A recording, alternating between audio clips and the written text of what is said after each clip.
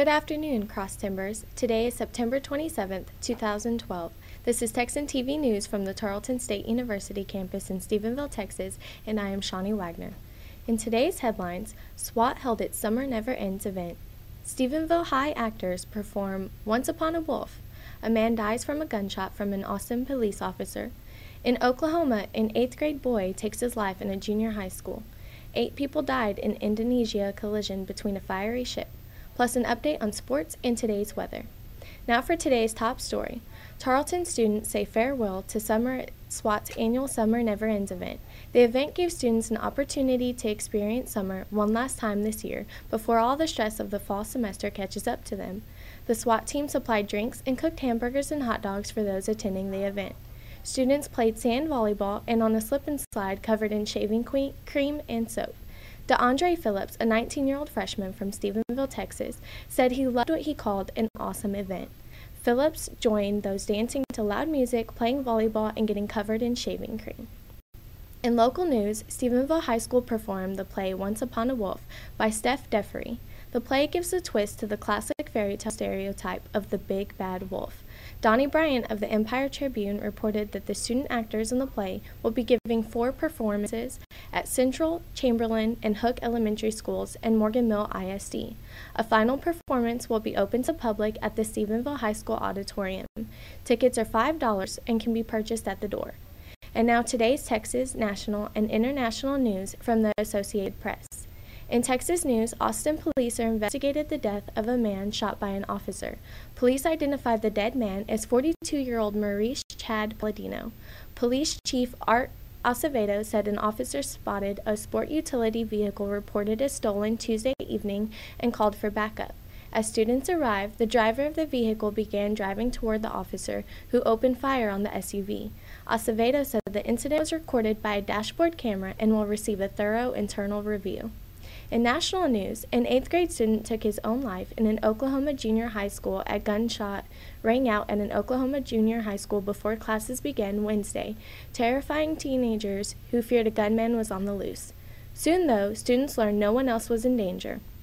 One of their 8th grade classmates had taken his own life, shooting himself in the head with a handgun in the hall, authorities said. Throughout the entire thing, we all thought someone shot someone else, said student Peyton Gardner, 14. We didn't know it was a suicide. We were freaking out. Some students bolted outside Stillwater Junior High. Staffers quickly locked down the building and evacuated the rest of the school's 700 8th and 9th graders, along with students from an adjacent elementary school. Police Captain Randy Dickerson said, "The 13-year-old didn't leave a note, and authorities said they didn't know why he killed himself." Superintendent Ann Kane, who oversees the district about 70 miles west of Tulsa, said there weren't any reports that the teen had been bullied. "There is no indication that that's what occurred," Kane said. She said the teen was a good student who got along with other kids. About 120 people attending a vigil Wednesday evening at Highland Park United Methodist Church. In international news, a passenger ferry collided with a ship believed to be carrying liquefied natural gas and sank west of Indonesia's main island, killing at least 8 people while more than 200 were rescued. The ferry, carrying more than 200 crew and passengers, collided with the ship about 40 minutes into its 90-minute journey Wednesday morning between Java and Sumatra Islands, said Heru Purwanto, an official on southern Sumatra.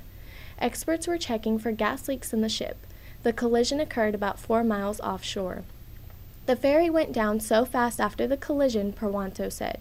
It sank 20 minutes after the captain sent a distress signal, enabling 10 merchant ships sailing nearby in the busy Sunda Straits to immediately start rescuing passengers and crew, he said. The manifesto showed the ferry was carrying 213 passengers and crew, as well as 78 vehicles. It has an official capacity of 300 passengers and 70 vehicles, but manifests are often unreliable in Indonesia because tickets are sold on board to passengers who were never registered. Purwanto said more than 210 passengers and crew had been rescued, and 8 bodies were pulled from the water, including a 10-year-old girl. They are believed to have jumped into the sea without life jackets and could not swim, he said. More than 80 passengers were hospitalized with injuries, including at least one in critical condition.